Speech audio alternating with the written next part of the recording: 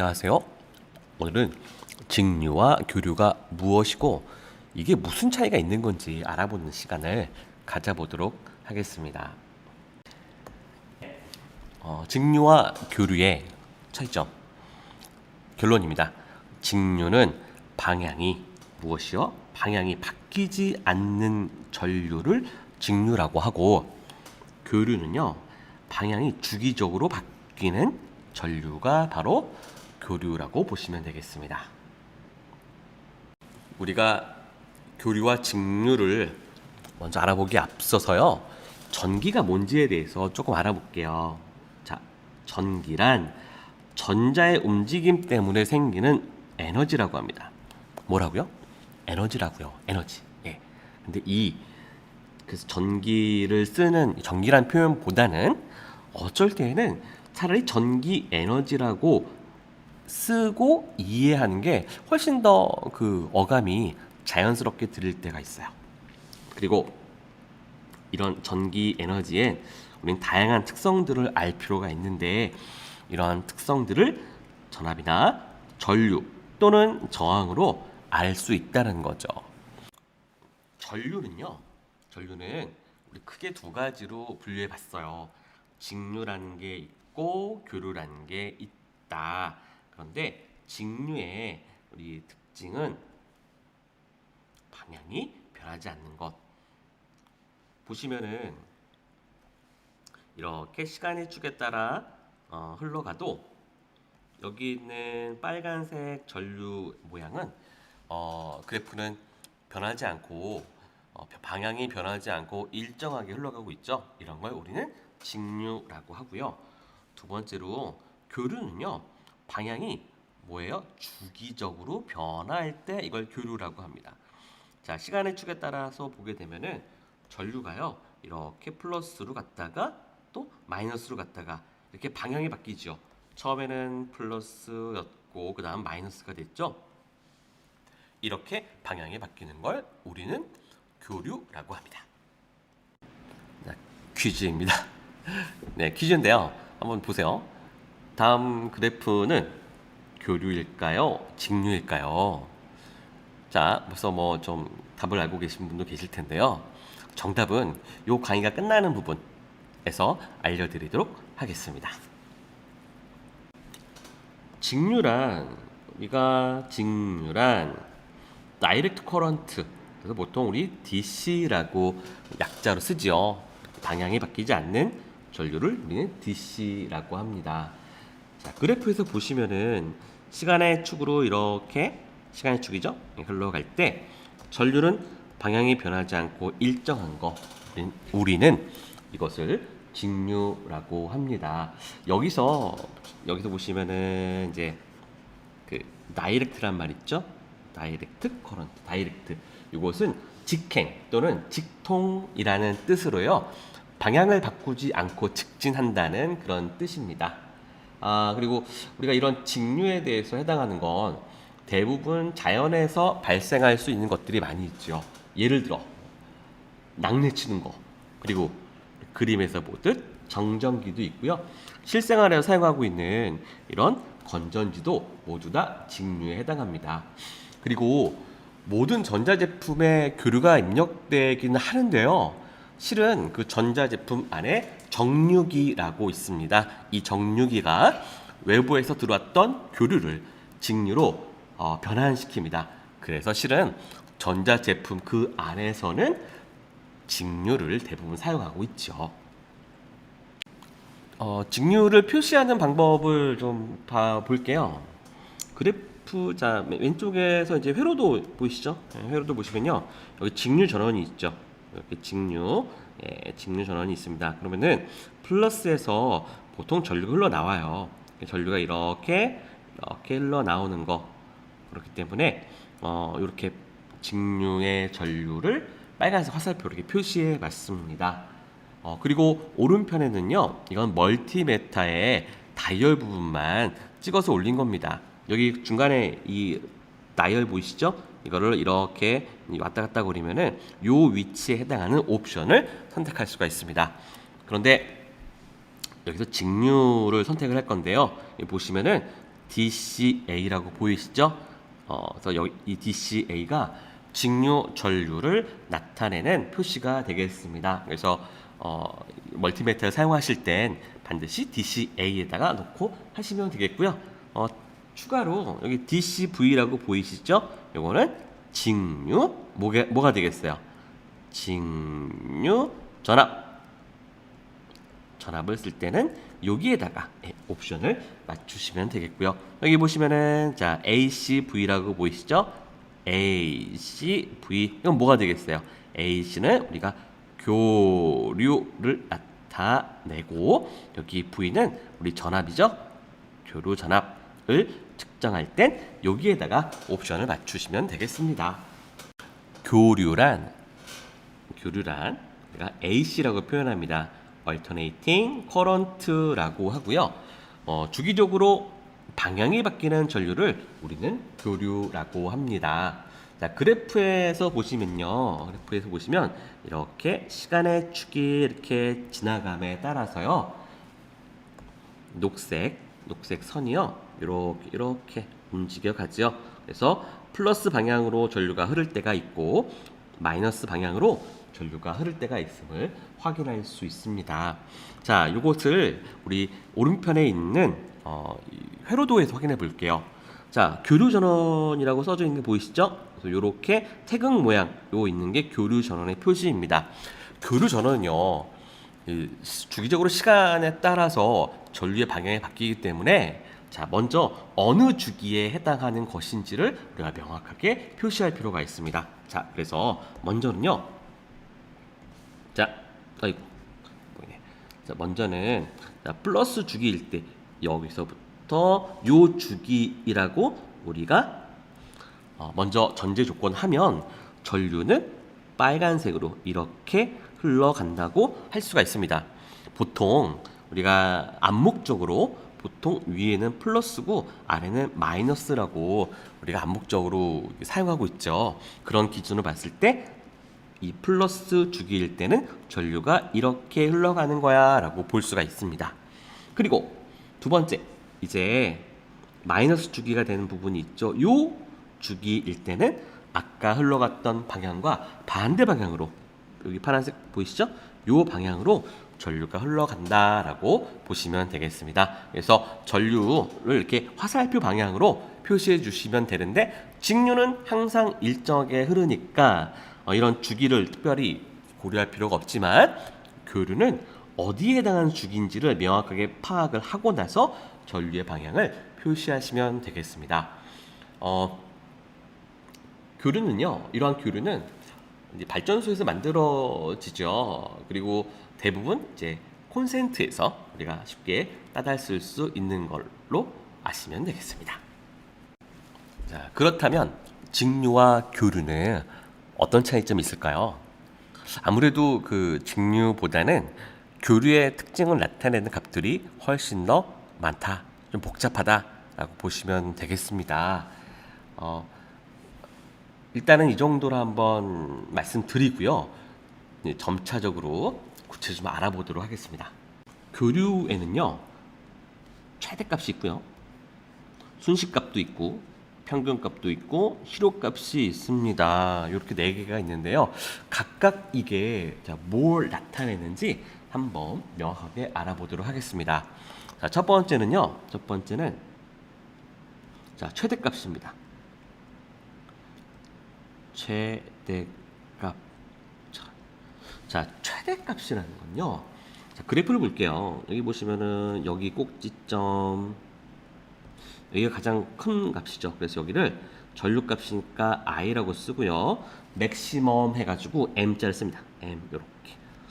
그리고 여기는 최저값이죠. 그래서 여기를 요렇게 표시해서 마이너스 IM. 보통 IM 최대값으로 대표적으로 표시합니다. 그래서 최대값을 IM 이렇게 자 표시한다. 두 번째는요, 순식값이 있습니다. 순식값. 자, 순식값이 뭐냐면요, 그 시간에 해당하는 값을 말하는 겁니다. 그러니까 쉽게 말하면 요 시간 찍으면 이 시간에 해당하는 값은 이 값이야. 우리 이 시간에 찍으면은 이 시간에 해당하는 거는 요 값이야. 뭐 이런 식으로 가르쳐 주는 걸 우리는 순식값이라고 합니다. 그러니 당연히 이거는 이제 시간에 대한 어떤 값이 들어가야 되겠죠. 근데 시간은 지금 변할 수 있는 값이에요. 그래서 이 순식값은요, 우리는 이렇게 표현해 줍니다. 함수 모양처럼 써주고 변수를 자 t를 넣어줍니다. 그리고 보통은 이 전류 이거에 대해서는요, 최대값 그 다음에 곱하기 사인 오메가 t, 그리고 단위는 암페어가 되겠죠. 이렇게 우리는 순식값을 적어주기도 합니다. 자, 여기에서 보시면요, 요 W 비슷한 거 보이시죠? 이거를요, 우리는 오메가라고 합니다. 오메가라고 읽어요. 네, 오메가라고 하고요. 얘의 의미는요, 각속도라는 겁니다. 각속도라고 합니다. 자, 단위는요, 라디안 퍼 세크라고 그래요. 라디안 퍼 세크이다. 자, 이거를 우리가 외우려고 하지 마시고요. 그냥 곰곰이 생각해 보면 그냥 쉽게 생각해 낼 수가 있어요. 자, 일단 이게 뭐라고 했냐면 각속도라고 했죠. 속도. 우리 속도의 개념은 어떻게 얻냐면, 속도의 개념은요, 보통 거리를 우리 시간으로 나눌 때 그냥 일반적인 속도라는 개념을 얻죠. 그렇다면 각속도를 얻으려면 어떻게 하면 되겠어요? 이거 그냥 그러면은 각도를 시간으로 나누면 그게 바로 각속도 아닌가요? 그렇죠?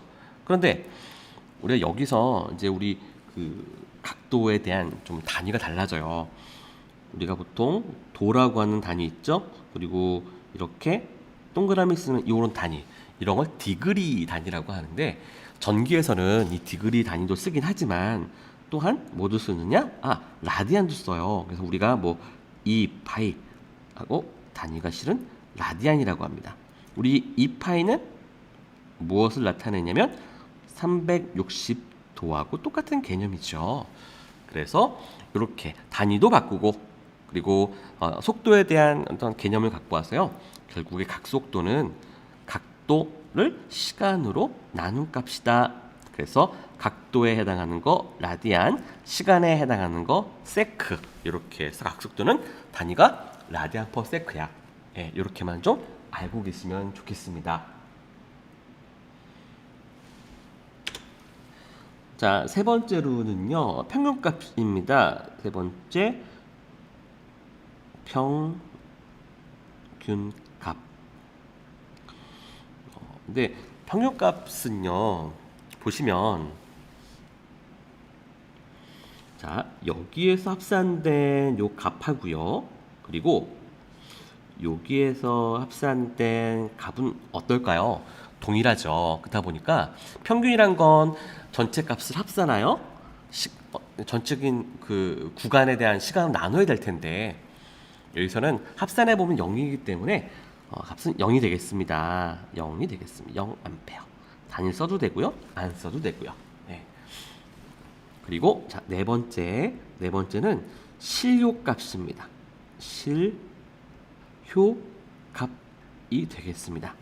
자, 실효값은 뭐냐면요, 이것은 우리가 가장 대표적으로 사용하는 값입니다. 한번 예를 들어 볼게요. 220V 아시죠? 자, 220V 우리가 알고 있습니다. 많이 쓰는 220V.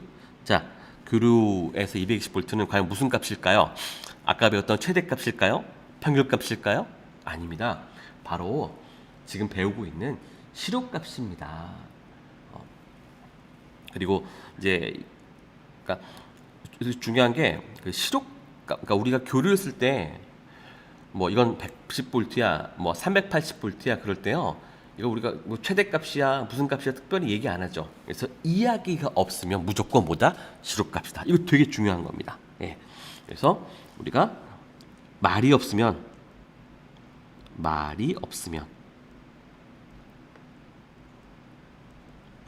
무조건 실효값. 실효값입니다. 실효값이 된다. 네, 요걸 잘 좀 유념해 주셨으면 너무 좋겠어요. 그리고 이걸 기호는요, 우리는 실효값을 RMS라는 걸 씁니다.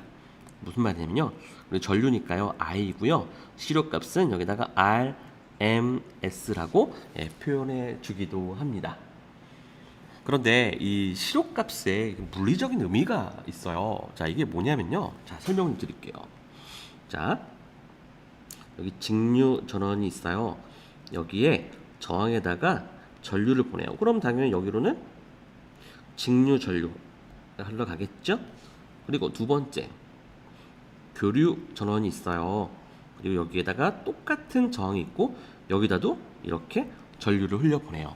그럼 여기로 흘러가는 전류도 IAC라고 합니다. 그런데 여기에서 열이 발생해요.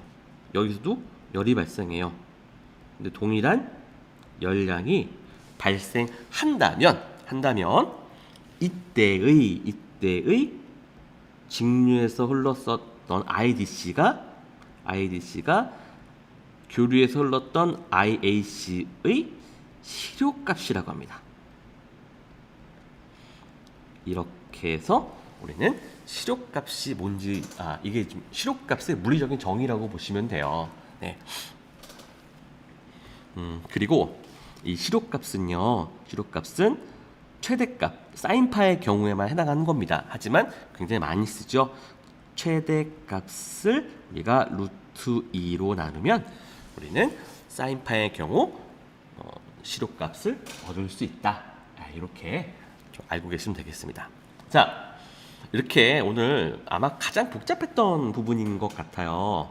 그런데 자, 우리가 교류에서 최대값, IM이라고 쓰고 이 위치하고 요 위치야, 그 다음에 순식값, 이거는 시간에 따라서 다양하게 나타난 값이니 시간이라는 변수가 들어가 있는 값이고, 그리고 I 최대값 곱하기 이렇게 사인 오메가 t로 써. 근데 오메가라는 건 여기 각속도를 말해. 각속도라는 건 단위가 라디안 퍼 세크. 이거는 각도의 속도라는 의미이기 때문에 각도를 시간으로 나눈 값이야. 그래서 라디안 퍼 세크라고 할 수가 있어. 그리고 여기 평균을 내보니 어차피 플러스와 마이너스의 이 합산이 똑같기 때문에 자, 평균값이 0이야. 그리고 실효값은 우리가 모든 교류값에 대해 대표적인 값. 말이 없으면 무조건 실효값이다. 이렇게 알고 있으라고 했죠. 그래서 220V 이거는 바로 실효값이다. 그리고 실효값의 우리가 물리적인 정의. 직류로 그다음에 교류로 둘 다 열량을 내는 실험을 했어. 근데 지금 두 저항에서 열량이 똑같아. 그러면 이때의 직류 전류 값이 교류 값의 실효값이야. 이렇게 기억하시면 좋겠습니다. 교류에는 주파수가 있습니다. 주파수란 1초당 반복 횟수를 말하는데요.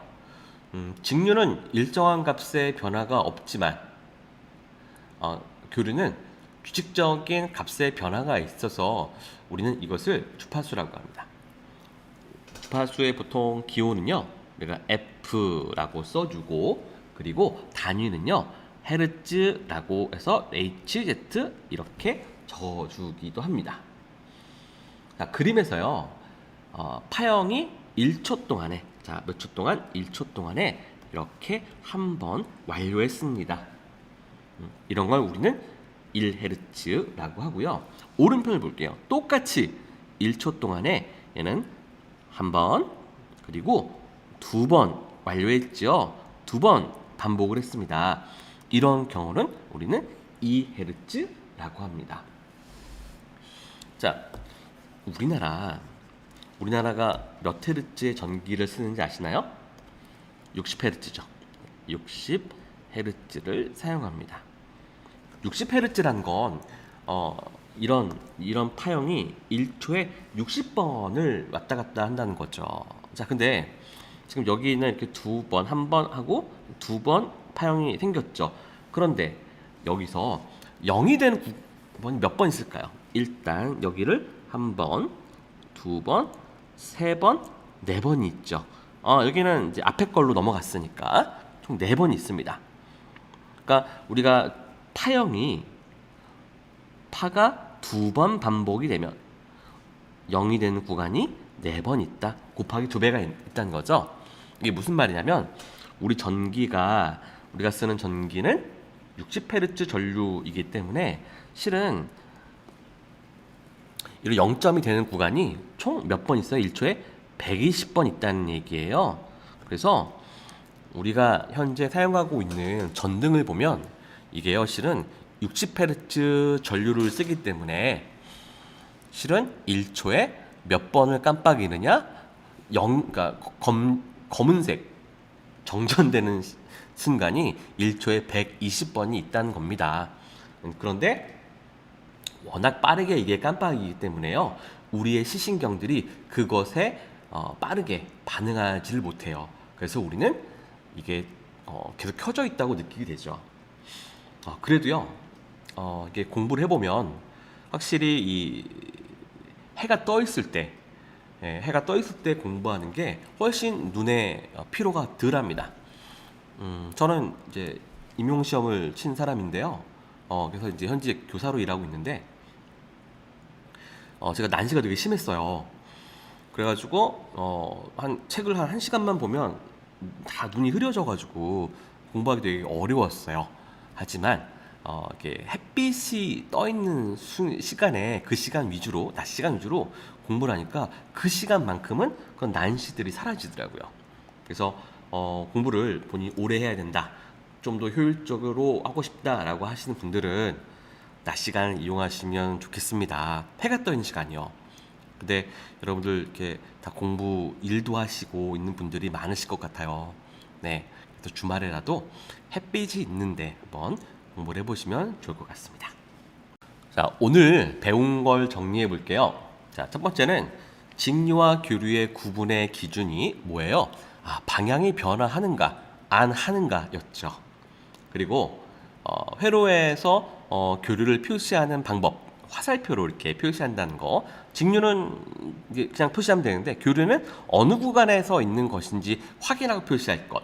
그리고 세 번째는 교류의 최대값, 순식값, 평균값, 실효값에 대해서 배웠습니다. 자, 중요한 거, 우리 실효값, 뭐 하면 실효값? 말이 없으면 다 실효값이에요. 220V, 380V 다 이거 실효값입니다. 그리고 오늘 각속도하고 그다음에 주파수에 대해서 잠깐 배웠습니다. 아까 처음에 말씀드렸던 퀴즈인데요. 이거 그래프 교류일까요, 직류일까요? 이거는 정답은 직류입니다. 왜냐면 이게 크기는 변화하지만 방향은 계속 플러스죠. 그렇기 때문에 얘는 직류예요. 오늘 배운 내용을 통해서요, 직류와 교류의 차이점을 조금 아셨나요?